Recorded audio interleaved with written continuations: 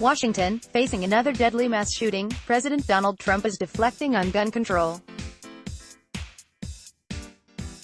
Over the weekend, he pointed to mental illness as a likely culprit behind recent shootings in Odessa, Texas, and elsewhere, even though criminologists routinely point to gun ownership as a far better predictor of public mass shootings than indicators of mental illness. There were no immediate indications Sunday that mental illness contributed to the shootings that killed 7 and injured 22 others in Texas, a state with one of the most lenient gun control laws. Trump also repeatedly marveled over Hurricane Dorian's size, incorrectly telling the public about its potential path and suggesting he's never heard of a Category 5 storm before. Dorian, in fact, it is the fourth Category 5 storm to happen under his watch. The claims capped a week of distortion by Trump on various fronts, from the economy to Iran and North Korea. A review: Hurricane Dorian. Trump, in addition to Florida, South Carolina, North Carolina, Georgia, and Alabama, will most likely be hit much harder than anticipated, tweet Sunday. Trump, the original course was dead into Florida. Now it seems to be going up toward South Carolina, toward North Carolina. Georgia's going to be hit. Alabama's going to get a piece of it, it looks like, remarks to reporters Sunday. The facts: Trump goes astray in warning of trouble for Alabama, which is expected to be spared. As of Sunday, the National Hurricane Center forecast Dorian to be 40 to 50 miles 64 to 80 kilometers off the Florida coast on Tuesday and Wednesday, with hurricane-force wind speeds extending about 35 miles 56 kilometers to the west. Alabama will not see any impacts from. We repeat, no impacts from hurricane. The system will remain too far east. Few, if any, meteorologists put Alabama in its path. Asked if Trump had been briefed about the impact to Alabama, Christopher Vaccaro, a spokesman for the National Oceanic and Atmospheric Administration, wrote in an email, "The current forecast path of Dorian does not include Alabama. Trump, I'm not sure that I've ever even heard of a Category 5. I knew it existed and I've seen some Category 5s. You don't even see them that much. But a Category 5 is something that I don't know that I've ever even heard the term other than I know it's there," remarked Sunday at FEMA headquarters. The facts: in his third hurricane season as president, Trump has had plenty of exposure to Category 5 storms. He made the same claim 2 years ago, saying he wasn't aware of Category 5 storms until Hurricane Irma. In Florida, you got hit with the strongest winds ever recorded. It actually hit the Keys with a _ it was a Category 5. I never even knew a Category 5 existed, Trump said in September 2017. Since then, he's repeatedly marveled about the size of the storms, and by extension, his administration's response to it, including Category 5 hurricanes Irma and Maria in 2017, Michael in 2018 and now Dorian. Having 4 Category 5 hurricanes in 3 years is actually more than any other president in history. George W. Bush had 8 such hurricanes in 8 years. Barack Obama, Bill Clinton and Ronald Reagan only had 1 during their 2 terms in office, while George H.W. Bush had 2 in 4 years and Carter had 3 in 4 years. Trump, on hurricane aid, will it ever end? Congress approved $92 billion for Puerto Rico last year, an all-time record of its kind for anywhere, tweet Tuesday. Trump, on Puerto Rico, Congress approved billions of dollars last time, more than any place else has ever gotten, tweet Wednesday. Facts: his figure of $92 billion is wrong, as is his assertion that the U.S.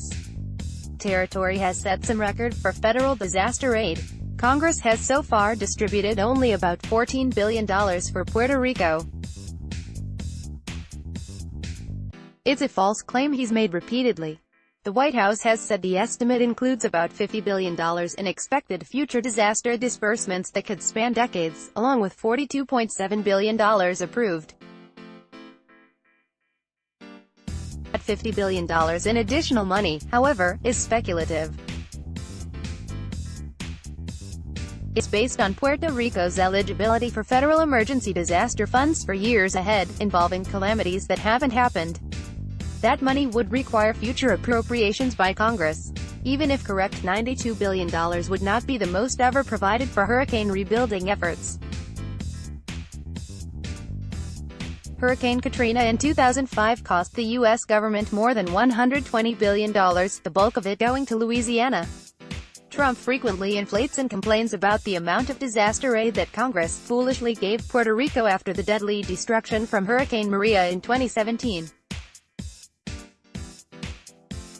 He has talked as if he doesn't recognize the U.S. territory as American and, in an April tweet, said Puerto Rico officials only take from USA. Hurricane Dorian inflicted limited damage in Puerto Rico and the Virgin Islands before intensifying on its track toward the U.S. mainland.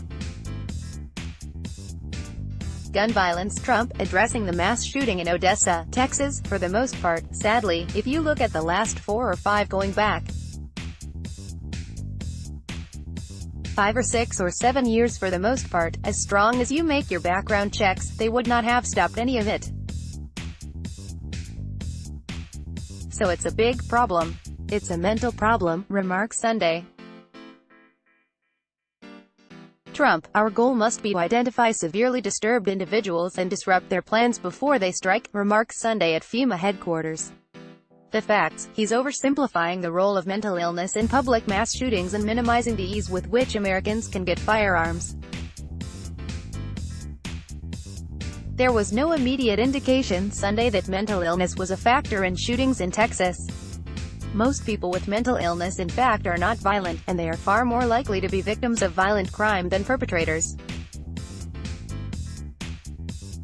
A country's rate of gun ownership is a far better predictor of public mass shootings than indicators of mental illness, said Adam Lankford, a University of Alabama criminologist who published a 2016 analysis of data from 171 countries. The key of what's going on here is access to guns for people who are dangerous or disturbed, Lankford said. Red flag laws make it easier to disarm people believed to be a danger to themselves or others, but sometimes there are not clear warning signs, or those signs are not reported to the authorities until after an attack, he said. Last month, the U.S. Secret Service released a report on mass public attacks in 2018, finding that no single profile can be used to predict who will engage in targeted violence, and mental illness, alone, is not a risk factor. Trump has offered contradictory messages in reacting to recent mass shootings. Days after the El Paso shooting last month, he said he was eager to implement very meaningful background checks on guns and told reporters there was tremendous support for action. He later backed away, saying the current system of background checks was very, very strong. Economy. Trump, on this very day, I just saw a number, almost 160 million people are working. The most ever in the history of our country. I mean, we have incredible numbers, remarks to reporters Friday. The facts. He's correct, but that's only because of population growth. A more relevant measure is the proportion of Americans with jobs, and that is still far below record highs. According to Labor Department data, 60.7% of people in the United States 16 years and older were working in July. That's below the all-time high of 64.7% in April 2000, though higher than the 59.9% when Trump was inaugurated in January 2017. Trump. General Motors, which was once the giant of Detroit, is now one of the smallest auto manufacturers there. They moved major plants to China before I came into office. This was done despite the saving help given them by the USA. Now they should start moving back to America again, tweet Friday. The facts. That's inaccurate on several counts. Still a giant, GM did not close factories in the US and move them to China. It set up and expanded operations in China primarily to serve that market. And by many measures, it is the largest U.S. automaker. The company made more money last year than crosstown rivals Fiat, Chrysler and Ford, and GM sold more vehicles in the U.S. than the other two. It remains the largest Michigan-headquartered employer in the state, with a workforce of 52,000 outpacing that of Ford, the state government and Fiat Chrysler, according to an analysis this year by Crain's Detroit Business. In southeast Michigan, it was number 2, behind Ford, and ahead of Fiat Chrysler.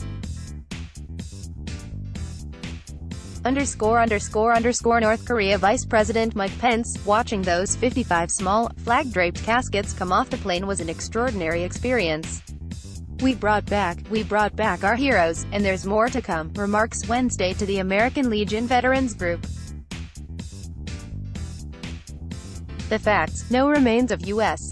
service members have been returned since last summer, and the U.S. suspended efforts in May to get negotiations on the remains back on track in time to have more repatriated this year. The U.S. hopes more remains may be brought home next year. The Pentagon's Defense POMI accounting agency, which is responsible for recovering U.S. war remains and returning them to families, has not received any new information from North Korean officials regarding the turnover or recovery of remains, spokesman Charles Pritchard said last month. He said his agency is still working to communicate with the North Korean army, as it is our intent to find common ground on resuming recovery missions in 2020.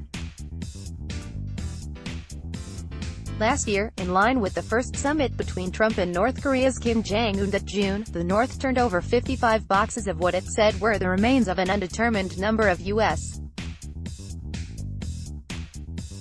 service members killed in the North during the 1950-53 war. So far, 6 Americans have been identified from the 55 boxes. U.S. officials have said the North has suggested in recent years that it holds perhaps 200 sets of American war remains. Thousands more are unrecovered from battlefields and former POW camps. The Pentagon estimates that 5,300 Americans were lost in North Korea. Trump on North Korea's leader. With respect to North Korea, Kim Jong-un, who I've got to know extremely well, the First Lady has gotten to know Kim Jong-un and I think she'd agree with me. He is a man with a country that has tremendous potential. News conference on August 26 with French President Emmanuel Macron. The facts: Melania Trump doesn't know Kim. They have never met. White House Press Secretary Stephanie Grisham clarified the president's comment, saying Trump confides in his wife on his relationship with Kim and feels like she's gotten to know him, too. On Trump on Iran, we gave them $150 billion and $1.8 billion and we got nothing. Look at what they did to John Kerry and to President Obama. Look what happened, where they're bringing planeloads of cash, planeloads, big planes, 757s, Boeing 757s coming in loaded up with cash. What kind of a deal is that? News conference with Macron. The facts: it's the kind of deal that did not actually take place. When Iran signed the multinational deal to restrain its nuclear development in return for being freed from sanctions, it regained access to its own assets, which had been frozen abroad. There was no $150 billion gift from the U.S. Treasury or other countries. Iran was allowed to get its money back. $1.8 billion refers to a separate matter, also misstated by Trump going back to before the 2016 election. A payout of roughly that amount had come from the U.S. Treasury. It was to pay an old IOU.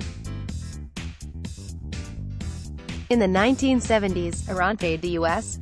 $400 million for military equipment that was never delivered because the government was overthrown and diplomatic relations ruptured. After the nuclear deal, the U.S. and Iran announced they had settled the matter, with the U.S. agreeing to pay the $400 million principal along with about $1.3 billion in interest. $400 million was paid in cash and flown to Tehran on a cargo plane. The arrangement provided for the interest to be paid later. In Trump's telling, one cargo plane with $400 million that was owed to Iran has become big planes, 757s, Boeing 757s, loaded with a $1.8 billion giveaway. Kerry was then Secretary of State. Clean air. Trump, we're, right now, having the cleanest air and cleanest water on the planet, remarks on August 26 with Indian Prime Minister Narendra Modi. The facts, that's not true. Air quality hasn't improved under the Trump administration and dozens of nations have less smoggy air than the U.S. Water. One measure, Yale University's Global Environmental Performance Index, finds the U.S. tied with 9 other countries as having the cleanest drinking water. But after decades of improvement, progress in air quality has stalled. Over the last 2 years the U.S. had more polluted air days than just a few years earlier, federal data show. There were 15% more days with unhealthy air in America both last year and the year before than there were on average from 2013 through 2016, the 4 years when the U.S. had its fewest number of those days since at least 1980. The Obama administration set records for the fewest air-polluted days.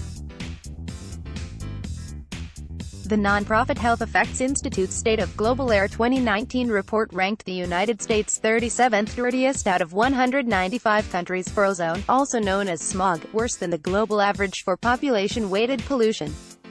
Countries such as Britain, Japan, Spain, Portugal, France, Germany, Albania, Cuba, Russia, Vietnam, New Zealand and Canada have less smoggy air.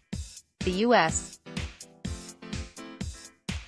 ranks 8th cleanest on the more deadly category of fine particles in the air. On environmental quality overall, the Yale Index put the U.S. 27th behind a variety of European countries, Canada, Japan, Australia and more. Switzerland was no. 1. Energy. Trump, I feel that the United States has tremendous wealth. The wealth is under its feet. I've made that wealth come alive. We are now the #1 energy producer in the world. News conference with Macron. The facts, sole credit to himself is not accurate. The greatest energy revolution of the past half-century happened on Obama's watch as U.S. petroleum and natural gas production achieved preeminence. In 2013, the U.S.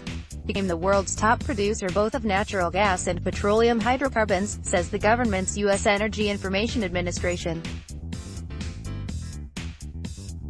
As for crude oil specifically, the agency says the U.S.